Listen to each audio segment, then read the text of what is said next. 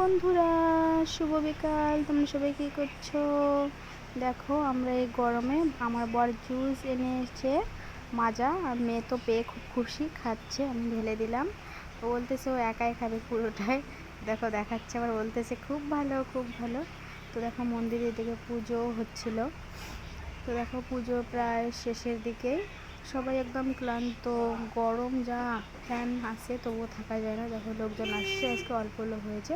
দেখো একজন শুয়েই পড়েছে, এত ক্লান্ত হয়ে গেছে। এই যে দিদিটা আসলো, এই দিদিটা এবারে গোসানিতে। তো দেখো, মেয়ের জন্য একটা টিফিন বাটি নিয়ে এসেছে, বার্থডেতে দেয়নি, তো আজকে দিল, সেটাই আর কি আমি দেখাচ্ছি। দেখো ও স্কুলে যায়, বলতেছে এটা নিয়ে যাবে। আর এইদিকে দেখো মা ভর করতেছে, পুজো শেষ। দেখো কত সুন্দর করে নৃত্য করতেছে। সবাই কমেন্টে জানাবেন কীরকম লাগলো। এই যে, আর এই দেখো লোকগুলো এখানে বসে আছে। আজকে অল্প কয়েকজন এসেছে, যা গরম, ঘর থেকে বেরোনোই যায় না। তো দেখো আকাশ খুব খারাপ করেছে, মনে হয় বৃষ্টি এখনই চলে আসবে।